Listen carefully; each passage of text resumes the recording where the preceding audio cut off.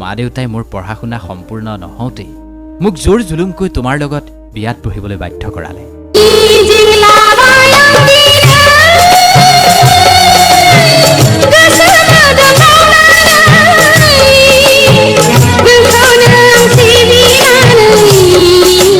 মই আৰু কেতিয়াও কোনোদিন বিয়াত নবহোঁ, কাৰণ বিয়াৰ প্ৰতি মোৰ একেবাৰে বিতৃষ্ণা উপজিল। চিকিৎসক হোৱাৰ মোৰ সপোন আছিল আৰু সেই সপোন মোৰ পূৰ্ণ হৈছে। মই চিকিৎসক হ'ব পাৰিলোঁ আৰু মই এক সেৱাৰ মনোভাৱেৰেহে এই কামটো কৰি আছোঁ। কোনো বিবাহৰ কাৰণে মই এই কাম কৰি থকা নাই, কোনো ধন উপাৰ্জনৰ বাবে মই এই কাম কৰি থকা নাই। মাত্ৰ সেৱাৰ মনোভাৱেৰে যি পাৰোঁ কৰি গৈছোঁ আৰু তেনেকৈয়ে মই জীৱনটো জীয়াই থাকিবলৈ শিকিছোঁ। মা দেউতাই মোক বিয়াৰ বাবে খুব জোৰ দিছিল। আকৌ এবাৰ বিয়াত বহিবলৈ মা দেউতাই যিমানেই চেষ্টা কৰিছিল, মোৰ কিন্তু সিদ্ধান্ত অটল আছিল। তোমাৰ পৰা বিচ্ছিন্ন হৈ অহাৰ পিছত মই সিদ্ধান্তই লৈ পেলালোঁ মই আৰু জীৱনত কেতিয়াও বিয়াত নবহোঁ। কেইবাদিনো ধৰি অঞ্জলিৰ হাস্পতালত অজয়ৰ চিকিৎসা চলিল। অজয়ৰ চিকিৎসাৰ নামত যিমান টকা ব্যয় হ'ল, 1 টকাও অঞ্জলিয়ে লোৱা নাই। যাবৰ পৰত হাতজোৰ কৰি অঞ্জলিয়ে অজয়ক বিদায় দিলে। বিদায়ৰ পৰত অঞ্জলিয়ে কেৱল মাত্ৰ অজয়ক ক'লে, চোৱা, তোমাৰ লগত মই যথেষ্ট সময় পাৰ কৰিছোঁ। তোমাৰ যিমান ভয়ংকৰ দুৰ্ঘটনা হৈছিল, তোমাৰ মৃত্যুৱেই হ'ব লাগিছিল। এটাই ভাবা, তুমি যে আজি জীয়াই আছা এয়া ভগৱানৰ বৰদান। সেইবাবে ভগৱানৰ কাৰণেই তুমি মদ খোৱা এৰি দিয়া, আৰু মদ খোৱা এৰি দিলেই তুমি তোমাৰ জীৱনটো হাঁহি ফূৰ্তিৰে পাৰ কৰি দিব পাৰিবা। অঞ্জলিৰ কথা শুনি ঘৰলৈ গুচি আহিল অজয়।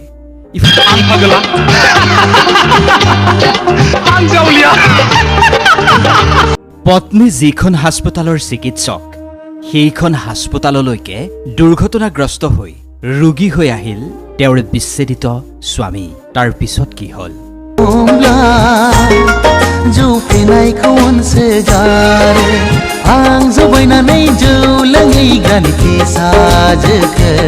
অজয় আৰু অঞ্জলিৰ কাহিনী ক'ব বিচাৰিছো। অঞ্জলি পঢ়া শুনাত অত্যন্ত মেধাৱী আছিল।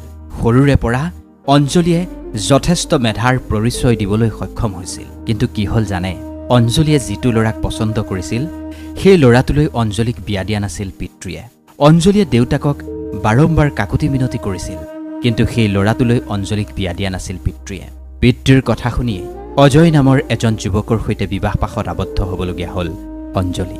অঞ্জলি পঢ়া শুনাত যে মেধাৱী আছিল তেনেকুৱা নহয়, অঞ্জলি দেখাই শুনায়ো অত্যন্ত ধুনীয়া আছিল। পিতৃৰ কথা শুনিয়েই অঞ্জলি অজয়ৰ লগত বিবাহ পাশত আবদ্ধ হ'ল।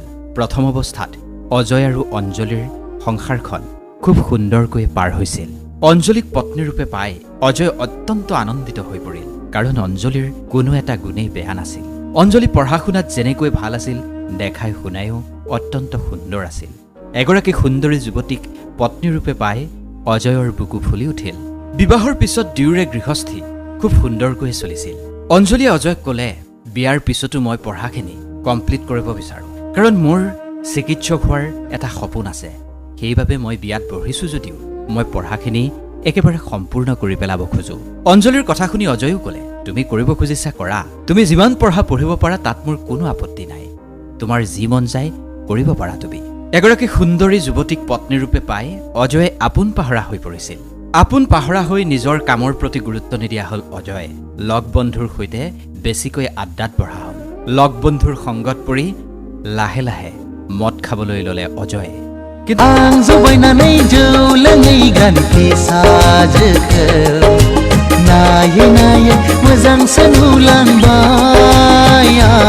কিন্তু এটা বাস্তৱ সত্য হ'ল, যেতিয়াই এখন সংসাৰত সুৰাৰ এই বদভ্যাসটো সোমাই পৰে, তেতিয়াই সেই সংসাৰখন থানবান হৈ পৰে। তেনেকুৱাই হৈছিল অজয় আৰু অঞ্জলিৰ ক্ষেত্ৰতো। কাৰণ অজয় লাহে লাহে ইমানেই বেছি সুৰাসক্ত হৈ আহিল, যাৰ বাবে তেওঁলোকৰ পাৰিবাৰিক অশান্তি আৰম্ভ হ'ল। লাহে লাহে অঞ্জলিও কঠোৰ হ'বলৈ ধৰিলে। অঞ্জলিয়ে অজয়ক ৱাৰ্ণিং দিবলৈ ধৰিলে, তুমি সুৰা এৰি দিয়া, তুমি মদ নেৰিলে এই সংসাৰখন আৰু আগ নাবাঢ়ে। অঞ্জলিয়ে বাৰে বাৰে বুজালে, তুমি যদি মদ খোৱা নেৰা, তেন্তে আমি হাঁহি ফূৰ্তিৰে পাৰ কৰা এই জীৱনটো সম্পূৰ্ণৰূপে শেষ হৈ যাব। কিন্তু বিড়ম্বনাটো হ'ল, অঞ্জলিৰ কথা শুনিও নুশুনাৰ ভাওজোৰে অজয়। অঞ্জলিৰ কোনো কথাতেই গুৰুত্ব নিদিয়া হৈ পৰিল অজয়। মদ খোৱাত যেতিয়াই অঞ্জলিয়ে বাধা দিয়ে, তেতিয়াই অজয়ৰ লগত অঞ্জলিৰ সংঘাত আৰম্ভ হ'বলৈ ধৰিলে। কাজিয়া বাঢ়ি যাবলৈ ধৰিলে দুয়োৰে মাজত। অঞ্জলিৰ জীৱনটো অত্যন্ত কষ্টকৰ হৈ পৰিল, কাৰণ বিবাহৰ পিছত অঞ্জলিয়ে পঢ়িবলৈ আৰম্ভ কৰিছিল। পঢ়া শুনা শেষ কৰি ঘৰৰ সমস্ত কামো অঞ্জলিয়ে কৰিব লগা হৈছিল। আৰু তাৰ পিছত অজয়ৰ সেই অসভ্যালিখিনিও অঞ্জলীয়ে নীৰৱে সহ্য কৰি যাব লগা হৈছিল।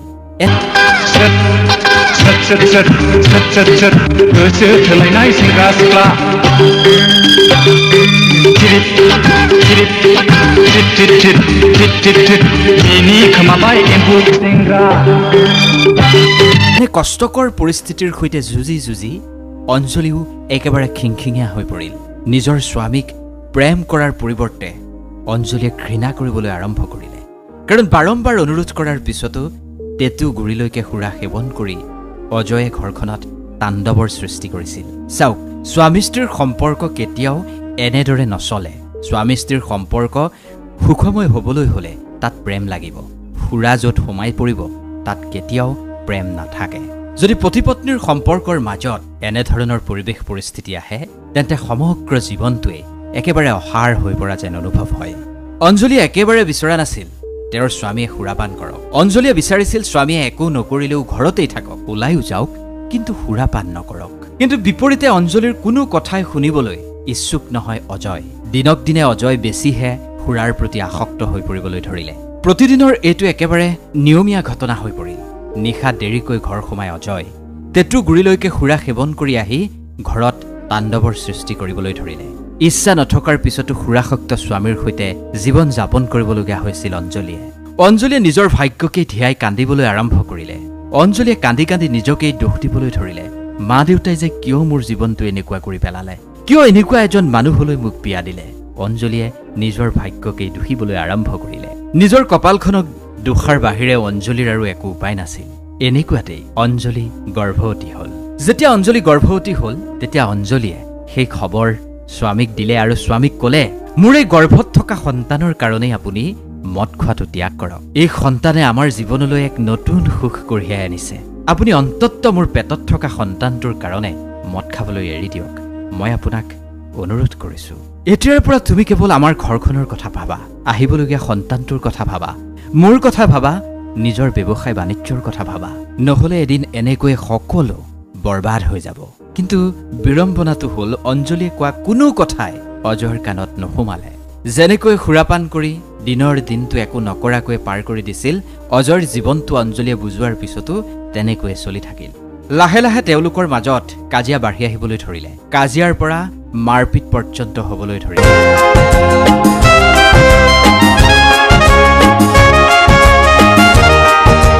টেটু গুৰিলৈকে মদ খাই আহি অজয়ে অঞ্জলীক মাৰপিট কৰিবলৈ ধৰিলে। এদিন দুয়োৰে মাজত মাৰপিট হওঁতে অজয়ে যিটো কাণ্ড কৰিলে আপোনাৰ চকু কপালত উঠিব। অঞ্জলীৰ গৰ্ভত অজয়ে প্ৰচণ্ড এটা গুৰ সোধালে আৰু সেই প্ৰচণ্ড গুৰত গৰ্ভত থকা সন্তান নষ্ট হৈ গ'ল। অঞ্জলী গৰ্ভপাত হ'ল। এই ঘটনাটোৰ পিছত অঞ্জলী একেবাৰে দুখত ভাগি পৰিল আৰু এই দুখতেই অঞ্জলীয়ে অজয়ৰ পৰা বেলেগকৈ থকাৰ সিদ্ধান্ত ল'লে, অৰ্থাৎ বিবাহ বিচ্ছেদ। সকলোবোৰ অজয়ৰ তাতে এৰি অঞ্জলী মাকৰ ঘৰলৈ গুচি আহিল আৰু সমস্ত কথা অঞ্জলীয়ে নিজৰ দেউতাকক বিৱৰি ক'লে। অঞ্জলীয়ে বাপেকক ক'লে, দেউতা, যিদিনাই মই বিয়াত বহি এইখন ঘৰৰ পৰা ওলাই গৈছো তাৰ কেইদিনমানহে মই সুখত পাৰ কৰিছো। বিয়া হৈ যোৱাৰ দিন ধৰি আজিলৈকে মই কেৱল কান্দি কান্দিয়ে ভাত খাব লগা হৈছে।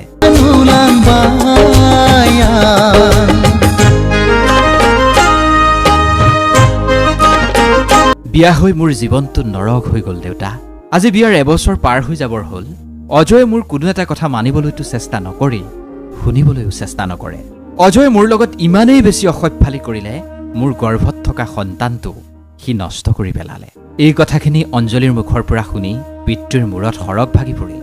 হাজাৰ হ'লেও কোনটো মাক দেউতাকে নিজৰ জীয়েকৰ এই অৱস্থা দেখি সহ্য কৰি থাকিব পাৰে কওকচোন? কোনো মাক দেউতাকে নিজৰ সন্তান দুখত থকাটো নিবিচাৰে, এইটোৱেই বাস্তৱ সত্য। অঞ্জলীৰ যি সিদ্ধান্ত সেই সিদ্ধান্তত তেওঁ অটল আছিল। তেওঁ আৰু অজয়ৰ লগত নথকাৰ সিদ্ধান্ত ল'লে। কোনো পৰিস্থিতিতে আৰু অজয়ৰ লগত থকাটো মানি নলয় অঞ্জলীয়ে। সেইবাবেই অঞ্জলীয়ে অজয়ৰ লগত বিবাহ বিচ্ছেদৰ বাবে আদালতত আবেদন দাখিল কৰিলে। ২-৩ মাহৰ মোকদ্দমা চলাৰ পিছত আইনীভাৱে অজয় আৰু অঞ্জলীৰ বিবাহ বিচ্ছেদ হ'ল। ইয়াৰ পিছত অজয়ৰ কিন্তু অনুতপ্ত হৈছিল। অজয়ে বাৰে বাৰে অঞ্জলীৰ ওচৰত ক্ষমা ভিক্ষা খুজিছিল, বাৰে বাৰে অঞ্জলীক অনুৰোধ কৰিছিল তেওঁ কৰা ভুলৰ বাবে, মোৰ জীৱনলৈ আকৌ এবাৰ আহি যোৱা, মোৰ যিসমূহ ভুল হ'ল সেই ভুলসমূহ শুধৰাবলৈ মোক এটা সুযোগ দিয়া, মই আৰু কেতিয়াও তোমাৰ জীৱনটো নৰক হ'বলৈ নিদিওঁ। আইনে আমাক পৃথক কৰি দিলেও তুমি মোক তোমাৰ পৰা পৃথক নকৰিবা। তুমি পুনৰ এবাৰ মোৰ কাষলৈ উভতি আহা। ভৱিষ্যতে মই কেতিয়াও এনেকুৱা ঘৃণনীয় কাণ্ড নকৰোঁ। কিন্তু অজয়ৰ কোনো কথাই অঞ্জলীয়ে নুশুনিলে।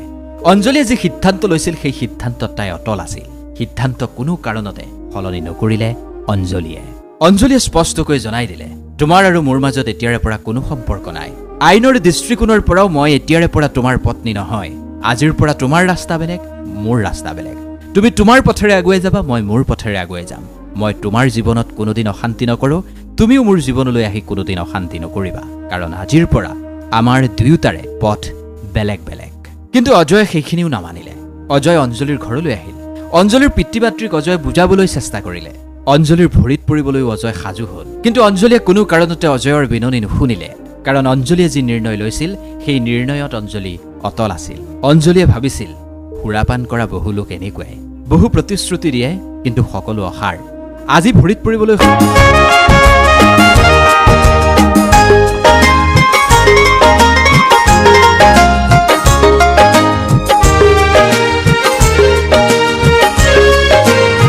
সাজু হৈছে, কাইলৈ আকৌ যে একেটাই নহ'ব তাৰ কি গেৰাণ্টি আছে। সেইবাবে নিজৰ সিদ্ধান্তত অটল থাকিল অঞ্জলী। সেইবাবে অঞ্জলীয়ে কোনো ধৰণৰ ৰিক্স এইবাৰ ল'বই খোজা নাই। খোলাখুলিকৈ অজয়ৰ লগত যাবলৈ অমান্তি হ'ল অঞ্জলী। কিন্তু সকলোৱে আমি জানো সময় কেতিয়াও ৰৈ নাথাকে। সময় গতিশীল, সময় নিজৰ ৰাস্তাত গতি কৰিব। তেনেকৈ সময়বোৰ পাৰ হৈ গৈ থাকিল। বিবাহ বিচ্ছেদৰ পিছত অঞ্জলীয়ে নিজৰ পঢ়া শুনাত মন দিবলৈ ধৰিলে। ডাক্তৰী পঢ়ি থকা অঞ্জলীয়ে লাহে লাহে সুখ্যাতিৰে উত্তীৰ্ণ হ'বলৈ ধৰিলে। 5 বছৰৰ পিছত ভালদৰে উত্তীৰ্ণ হৈ ডাক্তৰী পাছ কৰিলে অঞ্জলীয়ে। অঞ্জলীৰ দেউতাকৰ সম্পত্তি যথেষ্ট আছিল। আধ্যবন্ত পৰিয়ালৰে জীয়ৰী আছিল অঞ্জলী। অঞ্জলীহঁতৰ মাটি বাৰীও বহুত আছিল। হাইৱেৰ কাষতো অঞ্জলীহঁতৰ বহুত মাটি আছিল। বাপেকে কি কৰিলে, অঞ্জলীয়ে ডাক্তৰী পাছ কৰাৰ পিছত যিহেতু টকা পইচা আছিল, সেইবাবে হাইৱেৰ কাষত থকা মাটিতেই অঞ্জলীৰ কাৰণে বাপেকে এখন হাস্পতাল বনাই দিলে। বাপেকে বিচাৰিছিল জীয়েকে ডাক্তৰী পাছ কৰি আহি কেৱল নিজৰ ক্লিনিকত প্ৰেক্টিছ কৰিব। মই মেডিকেল কলেজখনৰ নাম উল্লেখ কৰিব বিচৰা নাই। অঞ্জলীয়ে মেডিকেল কলেজতো প্ৰেক্টিছ কৰিছিল আৰু নিজৰ ক্লিনিকতো প্ৰেক্টিছ কৰিবলৈ আৰম্ভ কৰিছিল। লাহে লাহে হাস্পতালখন ভালদৰে চলিবলৈ আৰম্ভ কৰিলে। কিন্তু ভগৱানেও অঞ্জলীক ইমানেই সহায় কৰিলে, অঞ্জলীয়ে যিজন ৰোগীকেই চায় সেই ৰোগীৰ বেমাৰ বহুখিনি ভাল হৈ যায়। অঞ্জলীয়ে যেন গাত হাত দিলেই ৰোগীৰ বেমাৰ ভাল হৈ যাব এনেকুৱা হ'ল। অঞ্জলীৰ আচাৰ ব্যৱহাৰ বা চিকিৎসাত মানুহ ইমানেই সন্তুষ্ট হ'ল, হাস্পতালখনলৈ ৰোগীৰ লানি নিচিকা সোঁত ববলৈ আৰম্ভ কৰিলে। চিটি হস্পিটেল নামৰে অঞ্জলীৰ হাস্পতালখনে এক সুখ্যাতিৰে প্ৰতিষ্ঠা লাভ কৰিবলৈ সক্ষম হ'ল। এদিন কি হ'ল, হাস্পতালৰ নিজৰ কেবিনতে অঞ্জলী বহি আছিল। তেনেকুৱাতে 2-3জন মানুহে চিঞৰ বাখৰ কৰি হাস্পতাললৈ সোমাই আহিছে। কান্দি কান্দি এজন ৰোগী লৈ তেওঁলোক হাস্পতাললৈ সোমাই আহিছে। যেতিয়াই ৰোগীজনৰ ওপৰত অঞ্জলীৰ চকু পৰিল, অঞ্জলী বহু সময় শিল পৰা কপৌটোৰ দৰে হ'ল। অঞ্জলীয়ে নিজৰ চকুপানীখিনি ধৰি ৰাখিব নোৱাৰিলে। সেই ৰোগীজন আন কোনো নাছিল, এই পেচেণ্টজন আছিল অঞ্জলীৰ বিচ্ছেদ হোৱা স্বামী অজয়। 7 বছৰৰ পিছত নিজৰ স্বামীক যেতিয়া অঞ্জলীয়ে সেই অৱস্থাত দেখিলে, অঞ্জলীয়েনো কেনেকৈ চকুপানী ধৰি ৰাখিব কওকচোন। কাৰণ হাজাৰ হ'লেও অঞ্জলীটো অজয়ৰ এদিন পত্নী আছিল। একেটা কোঠাতে দুয়ো পাৰ কৰিছিল বহু সময়। তেওঁলোকৰ আহিবলগীয়া এটা সন্তানো আছিল। সেই সন্তানটোৰ লগত বেয়া হ'ল সেয়া বেলেগ কথা, কিন্তু তেওঁলোকতো স্বামী স্ত্ৰী আছিল। তেওঁলোকেওতো সপোন দেখিছিল। সপোনটো পূৰ্ণ হ'ল সেইটো বেলেগ কথা, কিন্তু সপোনটোতো একেলগেই দেখিছিল। পাকচক্ৰত পৰি তেওঁলোক বিচ্ছেদ হ'বলগীয়া হ'ল ঠিকেই, কিন্তু অজয় যে অঞ্জলীৰ স্বামী নাছিল সেই কথাটো অঞ্জলীয়ে কেনেকৈ মানি ল'ব। অজয়ৰ ওপৰত চকু পৰাৰ লগে লগে অঞ্জলীয়ে আৰু চকুপানী ধৰি ৰাখিব নোৱাৰিলে। নিজকে কিছু সময়ৰ কাৰণে সংযম কৰি অঞ্জলীয়ে ডক্তৰ নাৰ্ছৰ ষ্টাফক মাতি আনি অজয়ৰ চিকিৎসা আৰম্ভ কৰিবলৈ নিৰ্দেশ দিলে। দ্ৰুতগতিত চিকিৎসা আৰম্ভ হোৱাৰ পিছত অজয় লাহে লাহে সুস্থ হ'বলৈ আৰম্ভ কৰিলে। যেতিয়াই জ্ঞান ঘূৰাই পালে অজয়ে, চকু মেলি অজয়ে দেখিলে সন্মুখত অঞ্জলী থিয় হৈ আছে। চকু মেলি অঞ্জলীক দেখি অজয় হতবাক হ'ল। যেতিয়া অজয়ে লাহে লাহে সুস্থ হৈ কথা ক'বলৈ আৰম্ভ কৰিছে, অঞ্জলীয়ে অজয়ক সুধিলে, তোমাৰ এই অৱস্থা কেনেকৈ হ'ল? তোমাৰ ইমান ভয়ানক দুৰ্ঘটনা কেনেকৈ হ'ল? কপাল ভাল আছিল, সময়মতে তোমাক আমাৰ হাস্পতাললৈ অনা হ'ল। অজয়ে ক'লে, অঞ্জলী, তুমি মোক এৰি থৈ যোৱাৰ পিছত আজিলৈকে মই দ্বিতীয় বিবাহ নকৰালোঁ। তোমাৰ পৰা বিচ্ছেদ হৈ যোৱাৰ পিছত, তুমি মোক এৰি যোৱাৰ পিছতহে মোৰ অনুভৱ হ'ল মোৰ জীৱনত দেখোন তোমাৰ বাহিৰে আন কোনোৱেই নাই। কাৰোৱে অস্তিত্ব নাই মোৰ জীৱনত। যদি অস্তিত্ব আছে কেৱল তোমাৰ আছে। তুমি এৰি যোৱাৰ পিছত মোৰ সুৰাপান কৰাৰ বদ অভ্যাস আৰু বাঢ়ি গ'ল।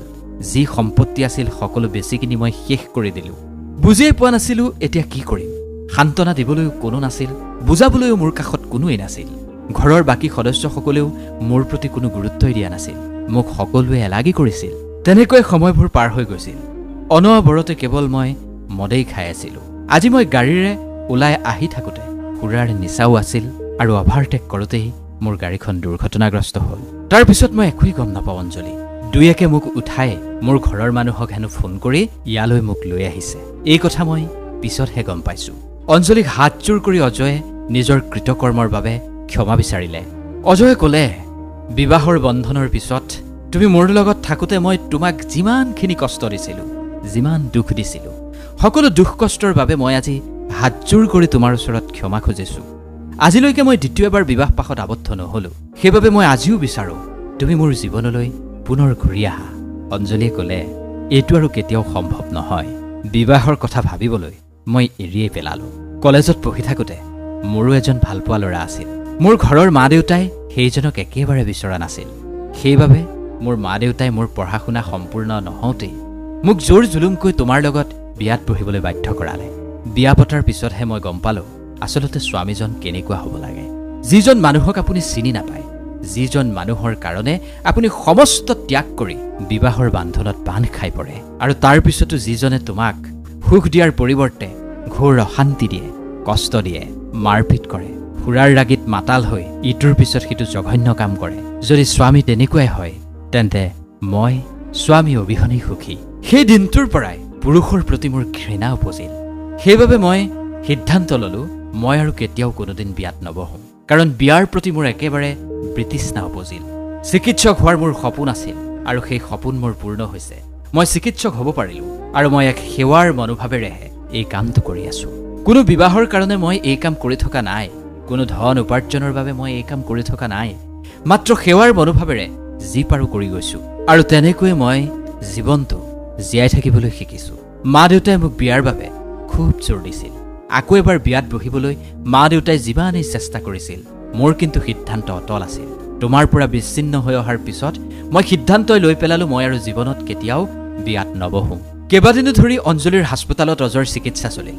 অজয়ৰ চিকিৎসাৰ নামত যিমান টকা ব্যয় হ'ল, 1 টকাও অঞ্জলিয়ে লোৱা নাই। যাবৰ পৰত হাতজোৰ কৰি অঞ্জলিয়ে অজয়ক বিদায় দিলে। বিদায়ৰ পৰত অঞ্জলিয়ে কেৱল মাত্ৰ অজয়ক ক'লে, চোৱা, তোমাৰ লগত মই যথেষ্ট সময় পাৰ কৰিছোঁ। তোমাৰ যিমান ভয়ংকৰ দুৰ্ঘটনা হৈছিল, তোমাৰ মৃত্যুৱেই হ'ব লাগিছিল। এটাই ভাবা, তুমি যে আজি জীয়াই আছা এয়া ভগৱানৰ বৰদান। সেইবাবে ভগৱানৰ কাৰণেই তুমি মদ খোৱা এৰি দিয়া, আৰু মদ খোৱা এৰি দিলেই তুমি তোমাৰ জীৱনটো হাঁহি ফূৰ্তিৰে পাৰ কৰি দিব পাৰিবা। অঞ্জলিৰ কথা শুনি ঘৰলৈ গুচি আহিল অজয়। ইফালে অঞ্জলিয়েও অন্যান্য ৰোগীসকলৰ চিকিৎসাত ব্যস্ত হৈ পৰিল। এই কাহিনী শুনি আপোনাৰ কেনে লাগিল অনুগ্ৰহ কৰি আমাক জনাবলৈ